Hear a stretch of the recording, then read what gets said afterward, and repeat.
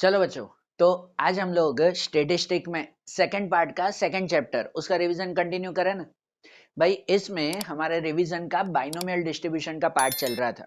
Last week जो हमने discrete probability distribution समझा था, अब ये वीक में हमारा बाइनोमियल डिस्ट्रीब्यूशन चल रहा था भाई, जिसके अंदर कल हमने इसके बेसिक सम देखे थे कि जो बाइनोमियल डिस्ट्रीब्यूशन की फॉर्मूला आती है ना, एक सिंगल फॉर्मूला है कि उसमें प्रोबेबिलिटी फाइंड करनी हो तो n C x into p power x into q power n minus x, कि जहां पे P और Q वो probability of success and probability of failure कहलाता है। ठीक है ना, P और Q की वैल्यू ये कहलाती है, और N मतलब कहलाता है टोटल नंबर ऑफ ट्रायल्स, और X मतलब वो पॉसिबल नंबर ऑफ ट्रायल्स। इसके रिगार्डिंग कल हमने सम देखा था ना कि कोई भी इवेंट हो जिसमें एक प्रोबेबिलिटी दी गई हो कि probability of success and probability of failure, एक अगर कंडीशन दी गई हो उसके बेस पर दूसरी कंडीशन ढूंढनी हो तो ये बाइनोमियल डिस्ट्रीब्यूशन यूज होता है। इसमें मीन और वेरिएंस की फॉर्मूला भी देखी थी, है कि नहीं। इसके बेसिक सम कल हमने किए थे, आज इसके थोड़े लॉजिकल सम्स करने हैं। ठीक है ना, बाइनोमियल डिस्ट्रीब्यूशन के थोड़े लॉजिकल सम, थोड़े लॉजिकल प्रॉब्लम क्वेश्चंस करने हैं, जो ज्यादातर 3 या 4 मार्क्स में पूछते हैं, ज्यादातर 4 मार्क के क्वेश्चंस में आते हैं ऐसे सम्स। तो उसमें देखें, उसमें आज हमें इलस्ट्रेशन 17 से 22 तक करना है। इलस्ट्रेशन 17 से लेकर 22 तक वो सब इलस्ट्रेशन आज हम लोग देखेंगे। ठीक है, और उसके बेस पर फाइनल एक्सरसाइज के क्वेश्चन वो आप ट्राई करना, वो सेम है। फाइनल एक्सरसाइज के क्वेश्चन बहुत इजी दिए हुए हैं, ये अगर समझोगे इलस्ट्रेशन तो वो बहुत इजी लग जाएगा आपको। तो इसीलिए इलस्ट्रेशन पहले समझते हैं हम लोग कि इलस्ट्रेशन 17 वो हम लोग समझे पहले। देखो आपकी टेक्स्ट बुक साथ में रखो, इसमें दिया हुआ है कि in binomial distribution for P X and N equal to 8 and 2p4 equal to 5p3. So find the probability of getting success in all the trials for this distribution. बराबर। अब समझो कि यहां पर जो प्रोबेबिलिटी है, बाइनोमियल डिस्ट्रीब्यूशन आगे दिया हुआ ही है, और प्रोबेबिलिटी के लिए n इक्वल टू 8 दिया हुआ है, और x की वैल्यू चलो पता करनी है, और फाइंड क्या करना है, find the probability of getting success in all the trials, कि भाई टोटल सभी ट्रायल्स में सक्सेस हो। सभी ट्रायल्स में सक्सेस मतलब कि भाई x की वैल्यू जो n है ना वही लिया जाता है। देखो कल हमने सम देखे थे कि सम में बताया था फॉर्मूला ये एक ही है। अब इस फॉर्मूला के हिसाब से p q n और x हर सम में ये चार चीजें ढूंढते हैं। इस सम के लिए अगर बात करें तो आपको n दिया हुआ है 8, और x पे क्या रखना है, तो x में जो पॉसिबिलिटी, जो प्रोबेबिलिटी ढूंढनी है getting success in all the trials, सब में ही सक्सेस हो। तो सब में सक्सेस मतलब कि अगर n इक्वल टू 8 है तो x भी टोटल 8 ही लेना है, बराबर। x भी 8 ही हमें काउंट करके सॉल्व करना है। तो चलो n पे 8 लेंगे, x पे भी 8 लेंगे, लेकिन p और q क्या, उसके बारे में कुछ मेंशन नहीं है। p और q के बारे में कुछ मेंशन है नहीं है, तो वो पहले ढूंढना पड़ेगा। और p और q कैसे ढूंढेंगे, तो उसके लिए एक कंडीशन दी गई है कि 2p4 इक्वल टू 5p3। ये p मतलब ये सक्सेस नहीं है, p ब्रैकेट में 4 है, मतलब 2p प्रोबेबिलिटी ऑफ 4 है। ये जो p4 है वो प्रोबेबिलिटी ऑफ 4। ठीक है ना, कि भाई x की जगह पे 4 रखो तो उसकी प्रोबेबिलिटी, और जो ये p3 है मतलब प्रोबेबिलिटी ऑफ 3, के x की जगह पे 3 रखो तो उसकी प्रोबेबिलिटी है। अरे बात ध्यान, तो इसके बेस पर पहले p और q ये प्रोबेबिलिटी ढूंढनी है, फिर फाइनल एक और प्रोबेबिलिटी ढूंढनी कि जिसमें n और x पे 8 लिख के करना है। इसलिए तो बोला ना भाई लॉजिकल क्वेश्चन है, समझना।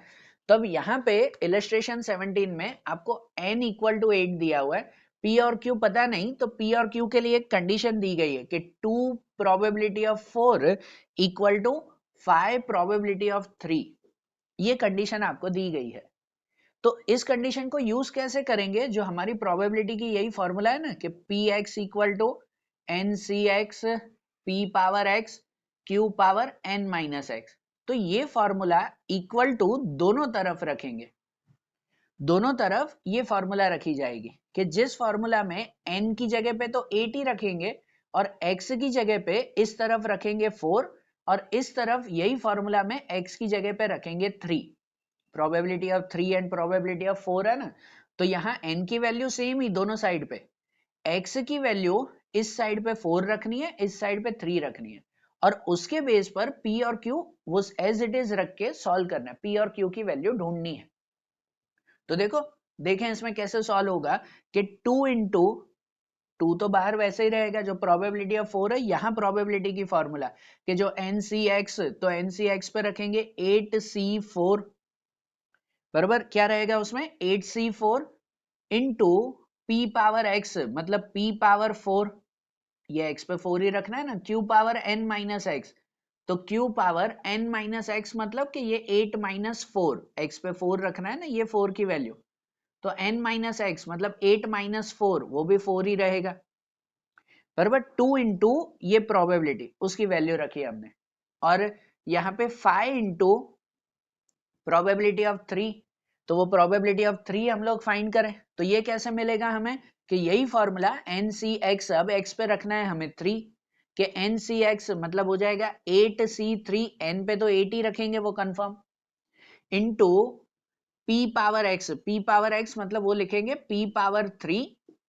And Q power N minus X, तो Q power N minus X मतलब रखा जाएगा कि 8 माइनस 3 मतलब Q पावर 8 माइनस 3 5, बराबर, ये वैल्यू रही। अब इसको आगे सॉल्व करें, जो अब इसको सॉल्व करें तो 2 इंटू ये 8C4, 8C4 क्या रहता है, कैलकुलेशन याद ना हो तो 8C4 हम कैसे ढूंढते हैं कि 8 को 4 डिजिट मल्टीप्लाई 8765 और डिवाइड बाय 4 को भी 4 डिजिट मल्टीप्लाई 4321, ऐसे होता है ना।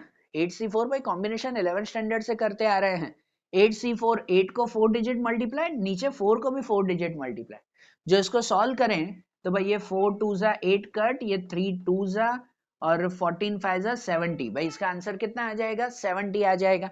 8C4 answer 70 into P power 4 into Q power 4, वही रहेगा ना कि P एंड Q में तो सेम, और इक्वल टू 5 इंटू 8C3, तो 8C3 भी वैसे ही होगा कि 8 को 3 डिजिट मल्टीप्लाई कि 876, नीचे 3 को भी 3 डिजिट मल्टीप्लाई कि 321, बराबर 8C3 8 को 3 डिजिट, नीचे 3 को भी 3 डिजिट, तो 3 2 जा 6 कट और 8 7 जा 56, बराबर, मतलब इसकी वैल्यू रहेगी हमारी 56 इंटू ये P power 3 and Q power 5। अब इनमें जो आगे कैलकुलेशन करें कि भाई 2 इंटू 70 तो 140, 140 P power 4 Q power 4 equal to 5 into 56 करें तो 5 6 जा 30, ऊपर 3 5 5 जा 25 और 3 28, 280 and P power 3 Q power 5, बराबर। अब यहाँ पे इनको अगर सॉल्व करें ना भाई, देखो इक्वल में है तो इक्वल में कैसे सॉल्व करेंगे, नंबर में, P में, Q में, दोनों साइड जो भी कॉमन निकलता हो उसे कॉमन निकाल दें। जैसे नंबर में देखो कि नंबर में दोनों जो है वो 140 कॉमन आ रहा है, 140 कॉमन आ रहा है तो इसमें से 140 निकाल दो, कुछ भी नहीं बचेगा, और इसमें से 140 निकाल दो तो यहाँ क्या बचेगा 2 बचेगा, बराबर ना, यहाँ 140 निकाल दो तो कुछ नहीं 1 ही रहेगा। कॉमन निकालना मतलब कि दोनों को 140 से डिवाइड कर दो, दोनों कॉमन आ रहा है ना, या ऐसे भी करते हैं देखो कि 140 यहाँ मल्टीप्लाई में है वो डिवाइड में ले जाएं तो इस तरफ 280 डिवाइड बाय 140 हो जाएगा ना, ये 140 यहाँ डिवाइड में तो 280 डिवाइड बाय 140 तो 2 14 2 28, ये बचेगा ना, डिवाइड में ले जाओ तो भी ठीक, नहीं तो इक्वल टू है भाई, दोनों साइड सिर्फ सेम कॉमन निकाल दो, 140 दोनों में कॉमन निकाल दिया, यहाँ 1 यहाँ 2, फिर P में देखो कि P में दोनों में क्या कॉमन है, तो दोनों में जो छोटा पावर हो वो कॉमन होता है, यहाँ P पावर 4 है, यहाँ P पावर 3 है, तो P पावर 3 वो जो है वो कॉमन आ जाएगा, बराबर। तो P4 में से P3 कॉमन निकाल दो तो क्या बचेगा सिर्फ P, और यहाँ P3 में से P3 कॉमन निकाल दो, कुछ भी नहीं बचेगा 1 ही रहेगा, बराबर वही रहेगा ना, कुछ भी नहीं बचेगा, सपोज 1 ही रहा, अगर ब्रैकेट में ही लिखो इसे तो कि यहाँ P4 में से P3 कॉमन निकाल दो P बचेगा, P3 में से P3 निकाल दिया तो सिर्फ 1 बचा, बराबर, कॉमन मतलब वही, सपोज P3 इस तरफ डिवाइड में ले आते हैं, यहाँ डिवाइड में ले आओ तो 4 में से ये 3 कट हो जाएगा, खाली P, यहाँ कुछ भी नहीं।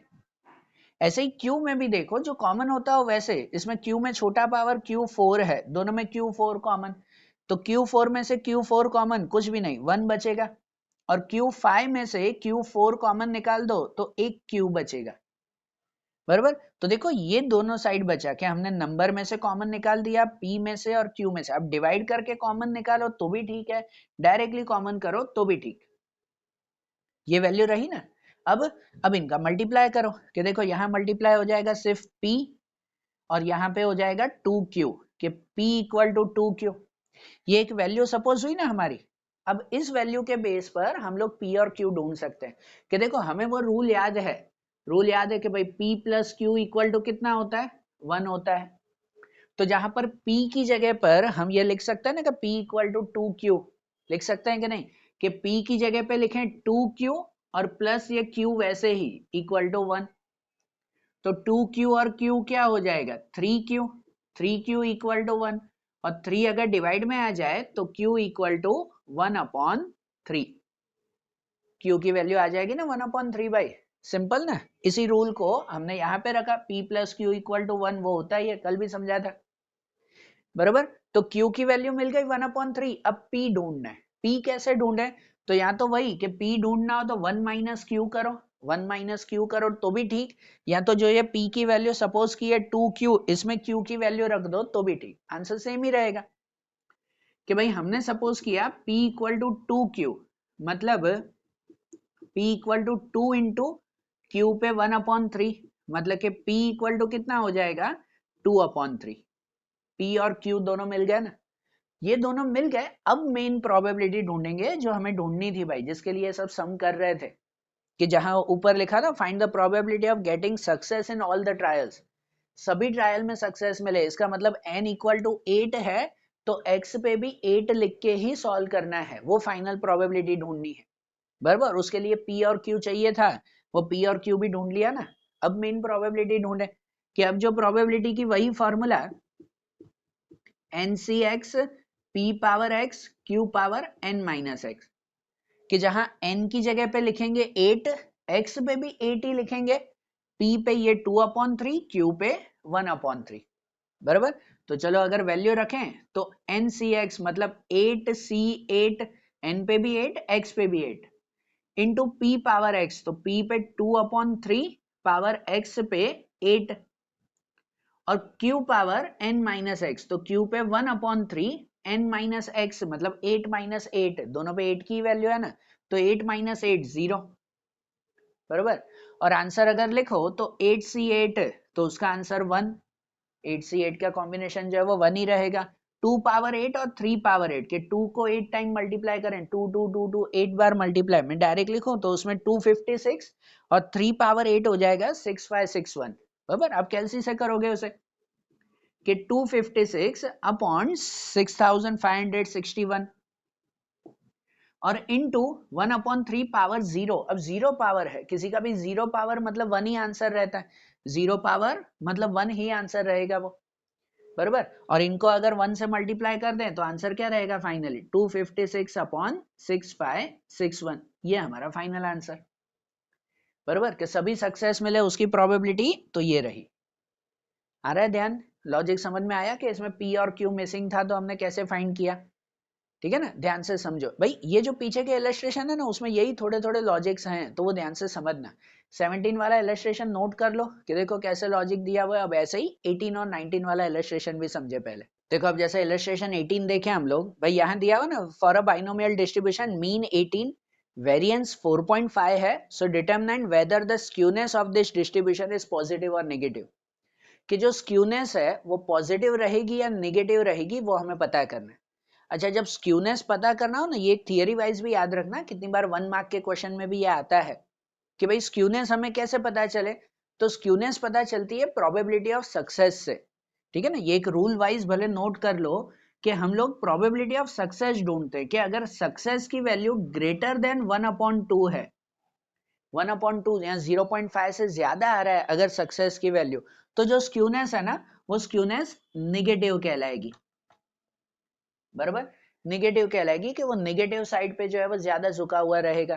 भाई स्क्यूनेस है, आप लोगों को ध्यान है ना, वो 11th में भी आता था कि स्क्यूनेस मतलब कोई भी डेटा है उसे अगर हम लोग ग्राफ वाइज सॉल्व करें, जैसे वो नॉर्मल डिस्ट्रीब्यूशन में भी करते थे, तो स्क्यूनेस अगर exact graph exact bell shape में बन रहा है, एकदम परफेक्ट बेल शेप, आ रहा है ना ध्यान, जो एकदम परफेक्ट बेल शेप में बनता हो तो उसे हम लोग सिमेट्रिक कंडीशन कहते हैं। और अगर एग्जैक्ट नहीं है, कोई भी डेटा कोई एक साइड पे ज्यादा है दूसरी साइड पे कम हो, तो वो स्क्यूनेस कहलाता है बराबर ना, एग्जैक्ट परफेक्ट डेटा ना हो। जब आप डेटा और अगर कहो कि भाई जैसे एक्स और एफ आप वो फ्रीक्वेंसी लिखते थे ना, कोई भी जैसे पहले आपको फ्रीक्वेंसी के क्वेश्चन आते थे भाई, सपोज 1 2 3 4 5 ऐसे रहती, और उसकी फ्रीक्वेंसी कैसे होती, कोई भी फ्रीक्वेंसी पहले बढ़ती जाती है फिर कम होती जाती है।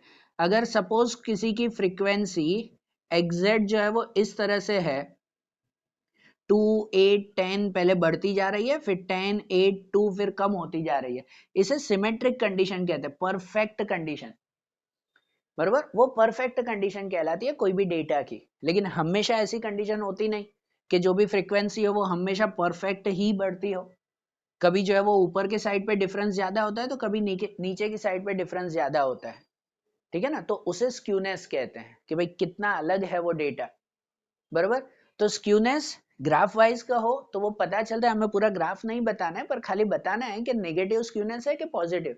नेगेटिव स्क्यूनेस मतलब इस तरफ का झुकाव ज्यादा रहता है, इस तरफ का जो है वो ये पार्ट ज्यादा रहता है, और पॉजिटिव स्क्यूनेस मतलब इस तरफ का पार्ट ज्यादा रहता है फिर। ठीक है, तो ये पॉजिटिव और नेगेटिव स्क्यूनेस वो किससे पता चलती है, तो 11th में थियरी थी, पर अभी की थियरी में स्क्यूनेस पता करनी हो तो ये प्रोबेबिलिटी ऑफ सक्सेस से पता चलता है कि probability of success greater than half है, मतलब 0.5 से ज्यादा है, तो वो स्क्यूनेस नेगेटिव है, भाई इस तरफ का पार्ट ज्यादा रहेगा। और अगर probability of success less than 1/2 है, मतलब कि 0.5 से कम आ रहा है अगर, तो वो पॉजिटिव स्क्यूनेस कहलाती है। एग्जैक्ट 1/2 आ रही है तो वो सिमेट्रिक कंडीशन है, जैसे ये कहलाती है। अरे बात ध्यान, ठीक है ना, तो ये चीज ध्यान में रखेंगे कि भाई स्क्यूनेस पता किससे चलेगी, तो पॉजिटिव और नेगेटिव स्क्यूनेस पता चलेगी प्रोबेबिलिटी ऑफ सक्सेस से। तो हमें जब यहाँ पे क्वेश्चन पूछा गया हो ना कि भाई क्या कह सकते हैं, बाइनोमियल डिस्ट्रीब्यूशन में मीन और वेरिएंस दिया हुआ है, determine whether the skewness of this distribution is positive or negative. Skewness पता करनी है तो उसके लिए हमें ढूंढना पड़ेगा पी, प्रोबेबिलिटी ऑफ सक्सेस ढूंढना है, उसके बेस पर स्क्यूनेस पता चलेगी। बराबर, तो सक्सेस फाइंड करें तो उसके लिए यहाँ मीन दिया हुआ है कि मीन मतलब हम क्या कहते हैं, एन पी, मीन की फॉर्मूला आती है ना एन पी, वो वैल्यू दी गई है 18, और दूसरा वेरिएंस दिया हुआ है, वेरिएंस की फॉर्मूला आती है एन पी क्यू, कि एन पी क्यू वेरिएंस दिया हुआ है कितना 4.5, 4.5। तो अब इनके बेस पर P ढूंढे, कैसे ढूंढे, कल भी ऐसा एक इलस्ट्रेशन था कि यहाँ पर NPQ वेरिएंस दिया हुआ है 4.5, तो हम उसमें N और P की वैल्यू रख सकते हैं ना हम लोग, कि NP इक्वल टू 18 है, वो वैल्यू यहाँ रख सकते हैं कि NP की वैल्यू अगर रख दें हम लोग 18 इंटू क्यू, NP की value 18 into q equal to 4.5, तो 18 जाएगा डिवाइड में कि Q इक्वल टू 4.5 अपॉन 18। बराबर, कट अगर करें तो कितना होगा 4.5, 2 एंड 4 जा मतलब ये आंसर रहेगा 1/4।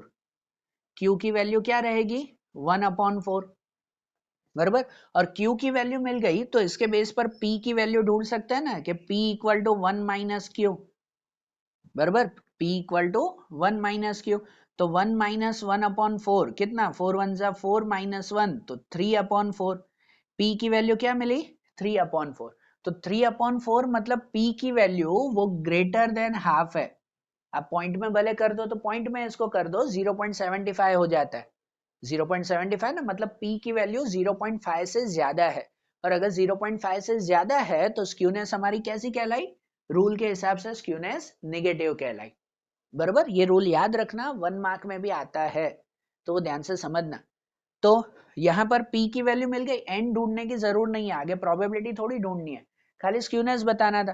तो P मिल गया, तो यहाँ पे लिखेंगे ना कि here P is greater than half, कि सो स्क्यूनेस इज, स्क्यूनेस कैसा कहलाएगा कि स्क्यूनेस इज नेगेटिव। बराबर, अगर हाफ से कम होता, 0.5 से कम होता तो वो स्क्यूनेस पॉजिटिव कहलाती। आई बात ध्यान, सिंपल है ना, पर लॉजिक ध्यान में रखना भाई, फाइंड तो वैसे ही करना पर लॉजिक और रूल ध्यान में रखना कैसे करना। क्लियर, तो 18 वाला इलस्ट्रेशन देखा, ऐसे ही 19 भी देख लें साथ में, तो समझना 19 वाले इलस्ट्रेशन में क्या दिया हुआ है। देखो यहां दिया हुआ है कि अब बैलेंस डाइस टॉस्ड 7 टाइम, एक डाइस को 7 बार चलाया हुआ है। If the event of getting a number 5 और more is called a success, then denote the number of success in 7 trials and x denote the number of success in 7 trials, then write the probability distribution x, बराबर, and क्या दिया हुआ है कि find the probability of getting 4 success, second में वो, and third में find the probability of getting at most 6 success, बराबर। अब समझो कि इसमें क्या दिया हुआ है कि भाई एक डाइस को 7 बार चलाया हुआ है और पहले ही लिखा हुआ है कि गेटिंग अ नंबर 5 और more is called a success. Success किसको मानना है कि 5 या उससे ज्यादा नंबर आ जाए उसको सक्सेस मानना है, बराबर। अब उसको हमने 7 बार चलाया है, ये इलस्ट्रेशन 19 समझा रहा है, उसको 7 बार चलाया तो n इक्वल टू 7 हो गया कि डाइस को 7 टाइम चला रहे हैं, वो टोटल नंबर ऑफ ट्रायल्स हो गया है ना, एक ही डाइस को 7 बार चला रहे तो n इक्वल टू 7 हो गया हमारा। और उसमें प्रोबेबिलिटी ऑफ सक्सेस क्या माना हुआ है कि हर बार जब डाइस चला रहे हैं तो उसमें नंबर 5 या उससे ज्यादा आता हो तो वो सक्सेस है। तो एक डाइस चलाते हैं तो टोटल नंबर उसमें कितने होते हैं, टोटल नंबर होते हैं 6 होता है ना, उसमें 5 या उससे बड़े नंबर कौन से हुए, 5 या उससे बड़े नंबर 2 ही हुए, 5 और 6 2 ही हुए ना। मतलब कि अगर डाइस चलाते वक्त 6 में से 5 और 6 आता हो ना 6 नंबर में से, तो वो सक्सेस है। मतलब हमारी प्रोबेबिलिटी ऑफ सक्सेस क्या हो गई पता है कि प्रोबेबिलिटी ऑफ सक्सेस हो गई एक्चुअली 2/6, ठीक है। जो इनमें लिखा हुआ है कि 5 या उससे बड़ा नंबर आता हो तो सक्सेस, तो 5 और उससे बड़ा नंबर कौन सा हुआ, 5 और 6 ही हुआ ना, ठीक है ना। भाई 7 अलग अलग बार चलाया हुआ है तो हर बार की प्रोबेबिलिटी और सक्सेस एंड फेलियर ढूंढना होता है। पी और क्यू वो वही कहते हैं ना कि आप जितनी भी बार रिपीट करते हो हर बार की वो काउंटिंग उसमें आनी चाहिए। तो सक्सेस को मानना है कि 5 और 6 आता हो, 5 और 6 मतलब 2 ही नंबर आते हो 6 में तो वो सक्सेस है। और कट करो अगर तो सक्सेस की वैल्यू हो गई 1/3, ये सक्सेस हुआ ना हमारा। तो पी ए मिल गया तो उसके हिसाब से क्यू क्या मिलेगा, तो क्यू हम डायरेक्टली ढूंढ सकते हैं ना 1 माइनस पी करके, कि 1 माइनस पी मतलब कि 1 माइनस 1/3, वो कितना आ जाएगा 2/3, बरोबर ना। ये एन पी क्यू वो तीनों मिल गए कि टोटल ट्रायल्स दिए हुए थे कि 7 ट्रायल्स, 7 टाइम डाइस चला रहे हैं हम लोग, तो टोटल नंबर ऑफ ट्रायल 7 है। सक्सेस के लिए जैसे दिया हुआ था कि भाई उस डाइस में 5 और 6 आए तो उसे सक्सेस मानते हैं, मतलब 6 में से 2 नंबर को हमें सक्सेस मानना है, बरोबर ना, वो भी आ गया। तो अगर सक्सेस हो गया ये 1/3 तो क्यू को जो है वो 2/3 मानेंगे, ठीक है। और एक्स पे क्या लेना है उसके रिगार्डिंग ये 3 क्वेश्चंस हैं। जैसे पहले में तो दिया हुआ है कि right the probability distribution of x, पहले में तो खाली प्रोबेबिलिटी डिस्ट्रीब्यूशन ही लिखना है, मतलब सिर्फ पी एक्स की ही फॉर्मूला लिखनी है कि n C x p power x q power n minus x, जहां पे एन पी क्यू की वैल्यू रख के छोड़ दो, एक्स पे कुछ नहीं लिखना है। खाली प्रोबेबिलिटी डिस्ट्रीब्यूशन बताना मतलब कि इन तीनों की वैल्यू रखनी है, एक्स पे कुछ नहीं। मतलब कि यहाँ पर एन पे रख देंगे 7c(x) इंटू पी पे रखा जाएगा 1/3 पावर एक्स इंटू क्यू पे रखेंगे हम लोग कि 2/3 पावर n माइनस एक्स, मतलब कि 7 माइनस एक्स, बराबर। पहले में तो खाली डिस्ट्रीब्यूशन पूछा हुआ था कि भाई ये डिस्ट्रीब्यूशन लिख के हमने बता दिया, ठीक है ना, सिर्फ वैल्यू रख के।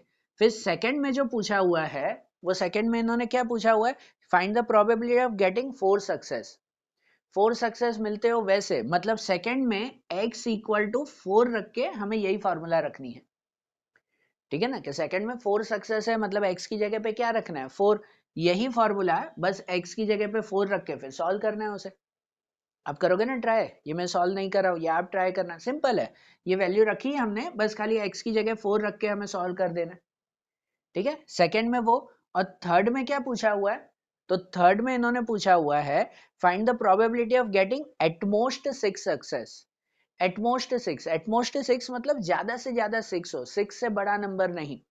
तो टोटल हमारे 7 ट्रायल्स है ना, 0 1 2 3 4 5 6 7, उसमें एटमोस्ट 6 मतलब 0 से शुरू करते हुए 6 तक की जो है वो सक्सेस बतानी है, बरोबर। एटमोस्ट 6 से कम हो चलेगा, 6 से ज्यादा ना हो, ज्यादा से ज्यादा 6 लेना है।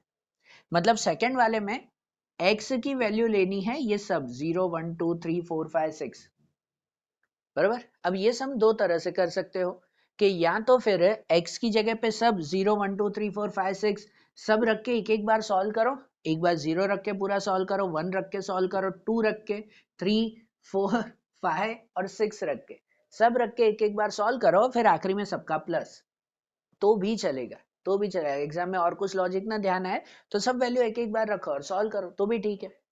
लेकिन टोटल नंबर अगर 7 है और हमें एटमोस्ट 6, 0 से 6 तक ढूंढना है, तो जैसे टेक्स्ट बुक में भी दिया हुआ है कि 6 ना ढूंढ के खाली 7 की वैल्यू अकेले ढूंढे, हम 7 की वैल्यू ढूंढ लें और फिर 1 में से उसकी प्रोबेबिलिटी माइनस कर दें, तो भी आंसर यही मिलेगा। क्योंकि देखो टोटल 7 ट्रायल्स है, अगर आप सभी ले रहे हो 0 से 7, तो वो टोटल प्रोबेबिलिटी 1 हो जाती है, टोटल प्रोबेबिलिटी 1 ना। तो उसके लिए हमें ढूंढनी है 6 तक की ही प्रोबेबिलिटी, 6 तक की ही प्रोबेबिलिटी हमें ढूंढनी है। तो या तो 0, 1, 2, 3, 4, 5, 6 सब सातों वैल्यू एक एक बार रख के सॉल्व करो और सबका प्लस करो, तो भी ठीक है। या 7 बार सम ना करना हो तो एक 7 का आंसर खाली ढूंढ लो, 7 का आंसर x की जगह पे 7 रख के सॉल्व कर दो और आंसर को 1 में से माइनस कर दो, तो 7 का आंसर 1 में से माइनस हो जाएगा, तो बाकी इसका टोटल मिल जाएगा। ठीक है, दोनों तरह से कर सकते हो। एग्जाम में ये सम करो तो जैसा लॉजिक चले वैसे लगाना। अरे बात ध्यान, ठीक है, तो आप लोग नोट करो। सेकंड वाले में तो खाली 4 ही रखना है, वो रख के सॉल्व करो, और थर्ड वाले में जैसे आपको इजी लगे, जैसे लॉजिक इजीली याद रहता हो कि ये 7 करके 1 में से माइनस करना है, तो भी ठीक, 0 से 6 तक के 7 वैल्यू रख के प्लस करो, तो भी ठीक है। अरे ध्यान, तो चलो सॉल्व करो आप लोग 19 वाला इलस्ट्रेशन, जैसे ठीक लगे। अब जैसे 19 देखा, 18, 19 देखा, नोट कर लो। अब वैसे ही 20 वाला इलस्ट्रेशन भी समझे, 20, 21, 22, उसे भी थोड़ा सा समझ लेते हैं। देखो अब जैसे इलस्ट्रेशन 20 समझे, इसमें दिया हुआ है a social worker claim that 10% of the young children in the city have vision problem. Okay, कोई एक सोशल वर्कर है, कोई एक समाज सेवक होंगे, उन्होंने ये क्लेम किया, उन्होंने ये दावा किया है कि भाई कोई भी एरिया में, सॉरी जो यंग चिल्ड्रन है कोई भी सिटी के, उसमें से 10% यंग चिल्ड्रन को ये विजन प्रॉब्लम है, बराबर, चश्मे की प्रॉब्लम है, नंबर की प्रॉब्लम है। ठीक है, कोई सोशल वर्कर होगा, उसने क्लेम किया कि देखो भाई शहर में 10% ऐसे बच्चे हैं जिनको चश्मे की प्रॉब्लम है। A sample survey agency take a random sample of 10 young children from the city to test the claim. कोई एक सैंपल सर्वे एजेंसी होगी, उन्होंने भाई ये सोशल वर्कर का, उस पर्सन का, एक पर्सन ने खाली क्लेम किया है कि 10% बच्चों को ये प्रॉब्लम है, तो उसका क्लेम बरोबर है कि नहीं, उसका दावा सही है कि नहीं। तो एक सैंपल सर्वे एजेंसी ने 10 बच्चों को सिलेक्ट कर लिया कि चलो चेक करते हैं उन्हें प्रॉब्लम है कि नहीं है। लिखा हुआ है if at most one young child is affected by the vision of problem the claim of social worker is rejected. अगर उस 10 में से एटमोस्ट वन मतलब ज्यादा से ज्यादा एक ही बच्चे को अगर ये प्रॉब्लम हुई, एक से ज्यादा नहीं हुई, 10 में से एक बच्चे को ही अगर आंख की प्रॉब्लम हुई, तो सोशल वर्कर का क्लेम रिजेक्ट कर देंगे। एक से ज्यादा बच्चों को अगर प्रॉब्लम हो रही है, भाई 2, 3, 4 बच्चों को आंखों की प्रॉब्लम है, मतलब कहेंगे कि हाँ उस सोशल वर्कर ने जो बोला वो सही है, बरोबर। तो दिया हुआ ना एटमोस्ट वन यंग चाइल्ड, कि अगर एक ही बच्चे को वो प्रॉब्लम हो रही है, एक या एक से कम को, तो फिर उसका क्लेम, उसका दावा मना करे कि वो सोशल वर्कर झूठ बोल रहा है। ठीक है, तो उसके लिए क्या है, so find the probability that the claim of social worker is rejected. हमें प्रोबेबिलिटी ढूंढनी है कि क्या प्रोबेबिलिटी है कि उसका क्लेम, उसका दावा रिजेक्ट करेंगे, उसको गलत साबित करेंगे हम, इसकी प्रोबेबिलिटी क्या। और second, the expected number of young children having vision problem in a randomly selected 10 young children. हमें एक्सपेक्टेड नंबर मतलब कि मीन फाइंड करना है। एक्सपेक्टेड नंबर मतलब क्या, मीन हमें ढूंढना है, बराबर। तो चलो दो क्वेश्चन फाइंड करना है। सबसे पहले तो वही एन पी क्यू एक्स, ये क्या वो पता करें। तो पहले में जैसे दिया हुआ है कि 10% जो है वो चिल्ड्रन को विजन प्रॉब्लम है, तो ये विजन प्रॉब्लम होना, उसे हम लोग सक्सेस माने ना। भाई कल भी बताया था, अब सक्सेस उसे माना करो जिसकी प्रोबेबिलिटी ढूंढनी है हमें, बराबर ना? जिसकी प्रोबेबिलिटी ढूंढनी है। अब यहाँ प्रोबेबिलिटी वही ढूंढनी है ना कि भाई उनको जो है वो विजन प्रॉब्लम है कि नहीं, वही हमें वेरीफाई करना है। तो इसका मतलब कि अगर 10% बच्चों को विजन प्रॉब्लम है, तो उसे हम सक्सेस मानेंगे। कि सक्सेस की प्रोबेबिलिटी क्या दी गई है, 10%। मतलब यहां अगर देखो तो प्रोबेबिलिटी ऑफ सक्सेस वो 10% दिया हुआ है। 10% मतलब 10/100 कितना हो जाएगा, 0.10। तो उसके बेस पर प्रोबेबिलिटी ऑफ फेलियर क्या हो जाएगा, क्यू क्या हो जाएगा वो, तो क्यू की वैल्यू हो जाएगी 90/100, कि 90% बच्चों को विजन प्रॉब्लम नहीं है, वो 0.90। सीधा ही हो जाएगा ना, 1 माइनस पी करो तो भी ठीक है, या डायरेक्ट भी लिखो कि भाई 10% बच्चों को प्रॉब्लम है तो 90% को नहीं है, वो फेलियर में गिनेंगे। बराबर। एन क्या गिने, तो एन पे हम लोग गिनेंगे कितने, 10, जो दिया हुआ ना कि भाई कोई एजेंसी ने रैंडमली 10 बच्चों को सिलेक्ट किया चेक करने के लिए कि भाई वो सोशल वर्कर सच बोल रहा है कि झूठ बोल रहा है। ठीक है, तो 10 बच्चों को सिलेक्ट किया, एन पे 10 लिखा जाएगा। और अब इसके बेस पर जो प्रोबेबिलिटी ढूंढनी है कि एक्स पे क्या लिखें, तो पहले में जैसे दिया हुआ ना, the probability that the claim of social worker is rejected, उसका क्लेम रिजेक्ट हो उसकी प्रोबेबिलिटी, तो उसका क्लेम या उसका दावा गलत है, रिजेक्ट करेंगे। ये कब होगा, कि जब लिखा हुआ है कि at most one child, at most one, ज्यादा से ज्यादा एक ही बच्चे को विजन प्रॉब्लम हुई ना तो क्लेम रिजेक्ट हो जाएगा। बराबर, एक से ज्यादा कोई भी आया तो उसका क्लेम एक्सेप्ट करेंगे। बराबर, तो एक से ज्यादा नहीं, एक या एक से कम लेना है, तो मतलब पहले में x की वैल्यू क्या लिखनी होगी पता है, एक या एक से कम, मतलब 0 और 1 लिखनी होगी। x की वैल्यू क्या आएगी वहां पे, 0 और 1। भाई क्वेश्चन ही समझना है, फिर तो खाली वैल्यू ही रखनी है ना हमें। एटमोस्ट 1 मतलब 1 या उससे कम हो, तो 1 और उससे कम कौन सा, 0, कि 0 और 1 x की वैल्यू होगी तो उसका क्लेम रिजेक्ट करेंगे। मतलब x की वैल्यू 0 1 मिल गई ना, तो अब यही हमारी फॉर्मूला है px की, यही फॉर्मूला, कि जहां पे n पे, p पे, q पे ये वैल्यू रखेंगे और x पे एक बार 0 एक बार 1 रख के ढूंढेंगे और फिर दोनों का प्लस करेंगे, p0 और p1 का प्लस किया जाएगा, वो हमारी फाइनल प्रोबेबिलिटी। बरोबर, अब ढूंढोगे आप लोग, वैल्यू रखोगे ना इसमें, यही लॉजिक है कि वैल्यू रखें क्या, फिर तो खाली फॉर्मूला है, कैलकुलेशन ही करनी है उसमें, और कोई बड़ी बात नहीं। ठीक है, तो अब 0 और 1 रख के प्रोबेबिलिटी ढूंढो और फिर दोनों का प्लस करो। ठीक है ना, और सेकंड में क्या ढूंढना है, ये तो फर्स्ट के लिए हुआ कि उसका क्लेम रिजेक्ट हो रहा है उसकी प्रोबेबिलिटी, और सेकंड में क्या लिखा हुआ है, find the expected number of young children having vision problem. Expected number मतलब कि हमें मीन फाइंड करना है। सेकंड में क्या ढूंढना है, हमें मीन ढूंढना है, तो मीन की फॉर्मूला आती है n इंटू पी, वही आती है ना n इंटू पी। तो n की वैल्यू है हमारी 10 और p की वैल्यू 0.10, तो आंसर आ जाएगा उसका एवरेज 1। बराबर, एवरेज वही आ जाएगा ना, 1.0 या 1 आ जाएगा, ये एक्सपेक्टेड वैल्यू सेकंड के लिए। हो गया सिंपल, इलस्ट्रेशन समझ आया। भाई क्वेश्चन ही समझना है, बच्चे यही परेशान हो जाते कि यार क्वेश्चन में दिया क्या हुआ है, क्या आगे करें हम लोग, तो वही क्वेश्चन समझो फिर तो आगे सिंपल हो जाएगा आपका। ठीक है, अब ऐसे ही इलस्ट्रेशन 21 भी समझते हैं, इलस्ट्रेशन 21 उसमें भी ऐसे ही सिंपल दिया हुआ है, समझते हैं उसमें क्या है।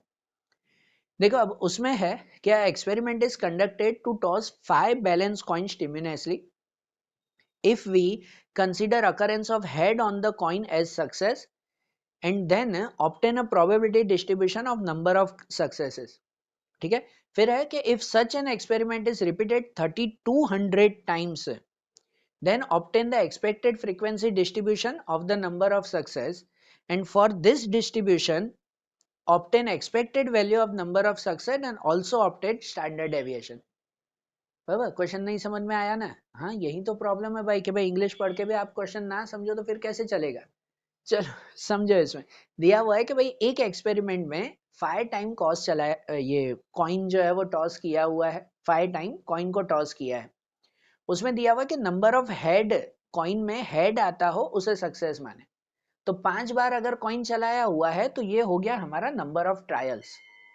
बरोबर, जैसे पहले भी था कि भाई इतनी टाइम हमने डाइस चलाया है तो उसको हमने एन माना ना, तो यहाँ पे 5 टाइम कॉइन टॉस किया हुआ है तो उसे हम लोग क्या मानेंगे, उसे नंबर ऑफ ट्रायल्स मानेंगे। मतलब इलस्ट्रेशन 21 में नंबर ऑफ ट्रायल्स के n इक्वल टू 5 हो जाएगा, और हर बार में अगर हेड आता हो तो उसको हमें सक्सेस मानना है।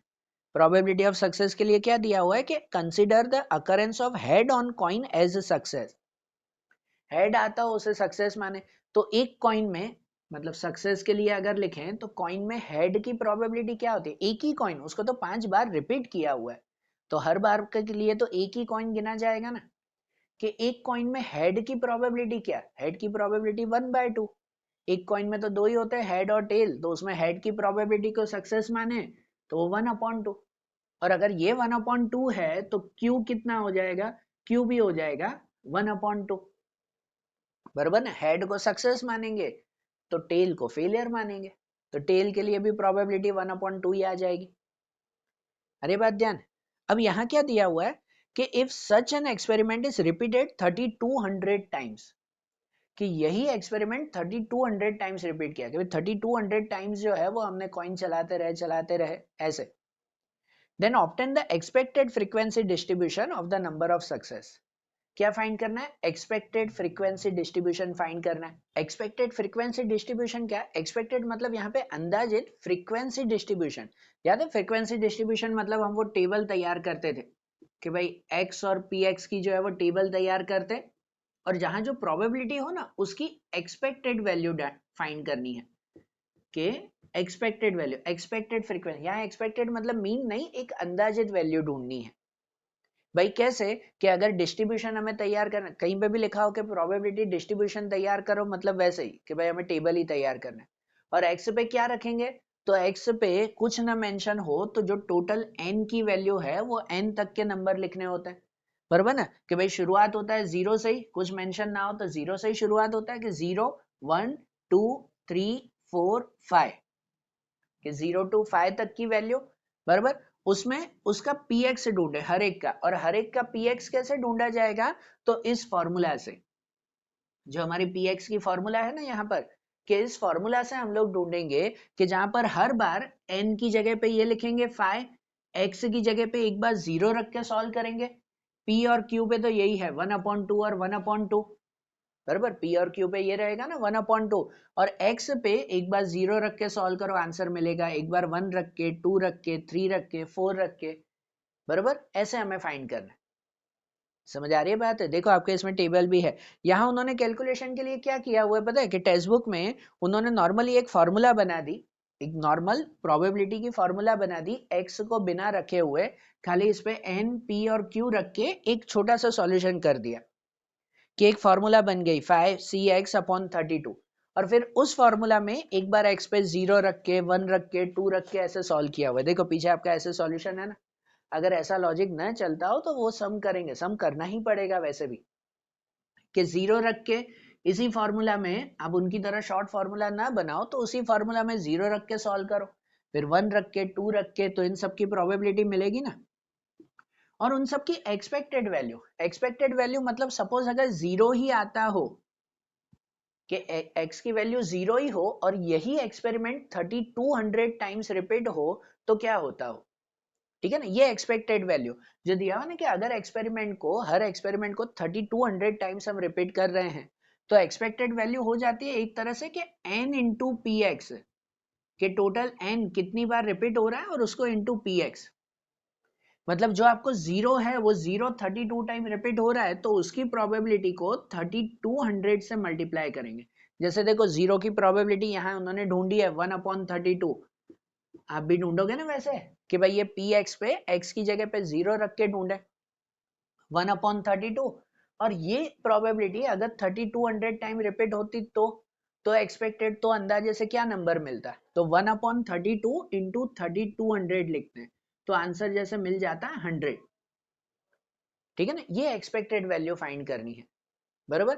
फिर जैसा 1 है, कि भाई 1 का भी जो आंसर आया ये भी 3200 टाइम रिपीट होता हो, तो वही px की जगह पर जो है वो x पे 1 रख के पूरा सॉल्व करो, उसका जो आंसर मिले, जैसे उसका आंसर मिल रहा है 5/32, तो 3200 टाइम्स रिपीट होता हो 5/32, तो अंदाजे से क्या वैल्यू मिलती? तो उसकी वैल्यू जैसे 500 मिल जाती। ठीक है, ऐसे सबकी वैल्यू ढूंढनी है, ये प्रोबेबिलिटी डिस्ट्रीब्यूशन तैयार करना है। फिर x की जगह पे 2 रख के सॉल्व करो, जो आंसर मिले उसकी एक्सपेक्टेड वैल्यू 3200 से मल्टीप्लाई करके ढूंढो। अरे बात ध्यान है कि ये टेबल कैसे बनाया हुआ है, वही लॉजिक ध्यान देना है भाई। तो 2 3 4 5 ऐसे सॉल्व करो सब, ठीक है ना। और फिर उसके बाद पूछा हुआ है कि भाई expected value of number of success and also obtain the standard deviation. फिर जो है expected value of standard deviation, वो हमारा मीन और वेरिएंस हुआ, वेरिएंस का स्क्वायर रूट वो स्टैंडर्ड डेविएशन ना, ठीक है ना। पहले तो हमें एक टेबल बनाना है, फिर एक्सपेक्टेड वैल्यू ढूंढनी है, मतलब कि मीन ढूंढना है n इंटू पी, जो n इंटू पी में वही 5 इंटू 1/2 वही रहता है ना, कि 5 इंटू 1/2 हो जाएगा 5/2, बराबर। और जो दूसरा ढूंढना है स्टैंडर्ड डेविएशन, तो स्टैंडर्ड डेविएशन होता है रूट में NPQ, वेरिएंस ही होता है, वेरिएंस का रूट, वो स्टैंडर्ड डेविएशन कहलाता है, बरोबर ना। तो वेरिएंस की फॉर्मूला NPQ, उसको रूट करो तो वो स्टैंडर्ड डेविएशन, मतलब स्टैंडर्ड डेविएशन का रूल आ जाएगा उसमें कि रूट में n की जगह पे 5, p पे 1/2, q पे 1/2, तो कितना हो जाएगा कि रूट में ही करो तो ऊपर 5 और नीचे 4, 5/4, आंसर हो जाएगा रूट 5/2। रूट करेंगे तो 5 का रूट नहीं निकलेगा, रूट 5 और 4 का रूट आ जाएगा 2, रूट 5/2, ये स्टैंडर्ड डेविएशन, बराबर ना। और ये मीन, ये वैल्यू मिली ना। समझ आ रही है बात, कैसे सॉल्व करना है ये प्रोबेबिलिटी डिस्ट्रीब्यूशन, उसका लॉजिक ध्यान में रखना भाई, ठीक है ना। यही इलस्ट्रेशन में यही थोड़े थोड़े लॉजिक हैं, तो वो ध्यान में रखना। इलस्ट्रेशन 21 ये भी अच्छी तरह से नोट कर लो, जो 20 में टॉपिक देखा और 21 में, अब एक लास्ट है इलस्ट्रेशन 22 देखें, ध्यान देना उसमें कैसे लॉजिक है। फिर देखो अब जैसे इलस्ट्रेशन 22 देखें कि इसमें दिया हुआ ना, an advertisement company claim that 4 out of 5 housewife do not identify the difference between two different brands of butter, के 5 में से 4 जो है वो हाउसवाइफ दो अलग अलग बटर की ब्रांड में डिफरेंशिएशन नहीं ढूंढ सकते, कि पता ही नहीं चलता है कौन सी ब्रांड का कौन सा है। सो टू चेक द क्लेम, भाई ये बात सही है कि नहीं, उसे चेक करने के लिए 5000 housewife are divided into group, each group of 5 housewife. 5000 housewife को सिलेक्ट किया गया, 5-5 का ग्रुप, मतलब 5-5 के 1000 ग्रुप बन जाएंगे। तो फिर 5000 हाउसवाइफ को ऐसे सिलेक्ट किया ना कि 5-5 के 1000 ग्रुप बने। And if the claim is true, suppose ये बात अगर सही है, so in how many group among this group at most 1 housewife, and number 2 only 2 housewife can identify the difference between 2 different brand of butter. इसकी probability हमें find करनी है। चलो प्रोबेबिलिटी फाइंड करें, फॉर्मूला ऐसे ही रहेगी कि भाई एक तो बात तो उसमें दी गई है कि भाई 5 में से 4 हाउसवाइफ जो है वो डिफरेंस नहीं पता कर सकते, तो मतलब वो सक्सेस और फेलियर एक प्रोबेबिलिटी है, उसके बेस पर दूसरी प्रोबेबिलिटी ढूंढनी है हमें, ठीक है। तो पहले सक्सेस और फेलियर किसे माने कि भाई 5 में से 4 जो है वो डिफरेंस नहीं ढूंढ सकते हैं, तो ये क्या हुआ, सक्सेस या फेलियर, इसे फेलियर मानेंगे। देखो सक्सेस हमेशा उसे मानते हैं हम लोग कि जिसकी हमें फाइनल प्रोबेबिलिटी ढूंढनी हो। तो फाइनल जो प्रोबेबिलिटी ढूंढनी है उसमें ढूंढना है लास्ट में जैसे है, to find the difference between two different kind of butter, कि वो डिफरेंस ढूंढ लेते हो उसकी प्रोबेबिलिटी है, मतलब जो डिफरेंस पता कर सकते हो उसे हमें सक्सेस मानना है। तो 5 में से 4 जो है वो नहीं ढूंढ सकते डिफरेंस, तो बाकी एक डिफरेंस ढूंढ सकता है, उसे सक्सेस मानना है हमें, बरोबर। तो इसका मतलब जो प्रोबेबिलिटी ऑफ सक्सेस है, वो प्रोबेबिलिटी ऑफ सक्सेस मानना है हमें 1/5, कि 5 में से एक लेडी जो है वो डिफरेंस ढूंढ सकते हैं, ठीक है ना। जो फाइनल प्रोबेबिलिटी ढूंढनी है कि डिफरेंस बताना है, तो उसी को ही सक्सेस मानेंगे हम लोग, बरोबर ना। कि हाँ ये डिफरेंस ढूंढ सकते हैं वो 5 में से एक, और 4 डिफरेंस नहीं ढूंढ सकते तो वो हमारा फेलियर कहलाए। अब भले पूरा सेंटेंस वाइज भी लिखो तो भी ठीक है, कि 4 जो है वो डिफरेंस नहीं ढूंढ सकते, वो फेलियर है, कि Q = 4/5। अरे बात समझ में, P और Q मिला ना। अच्छा N पे क्या लिखेंगे, तो यहाँ जैसे दिया हुआ ना कि भाई 5000 हाउसवाइफ सिलेक्ट की गई है और हर एक को 5-5 के ग्रुप में डिवाइड किया, मतलब 5-5 के 1000 ग्रुप बने।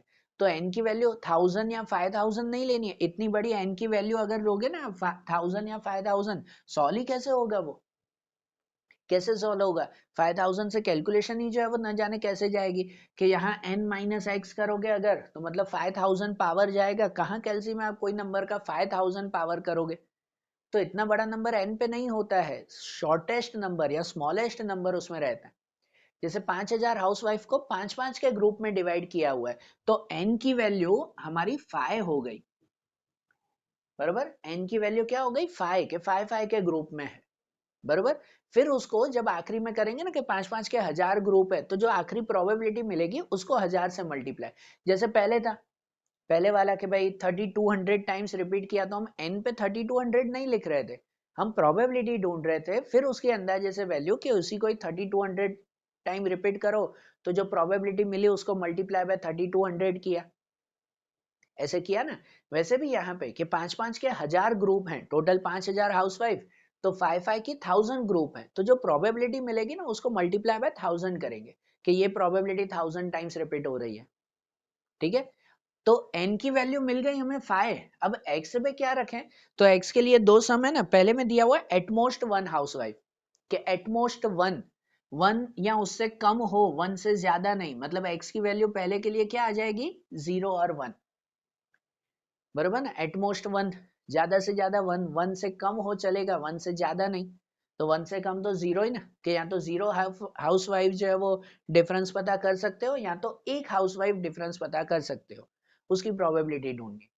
तो x पे 0 और 1 लिखना है, मींस हमें प्रोबेबिलिटी ढूंढनी है p0 प्लस p1 की, ठीक है ना। और जो आखिरी प्रोबेबिलिटी मिले ना, उसको मल्टीप्लाई बाय 1000 करना है, क्योंकि 5-5 के 1000 ग्रुप है, तो टोटल जो है वो 5000 हाउसवाइफ होंगे, बराबर। टोटल 1000 ग्रुप है ना, तो ये जो प्रोबेबिलिटी मिलेगी वो तो खाली 5 के लिए ही मिलेगी, उसको 1000 बार और भी रिपीट करना है हमें, ठीक है ना। तो इसलिए उसको मल्टीप्लाई बाय 1000 जो आखिरी प्रोबेबिलिटी मिले, ठीक है।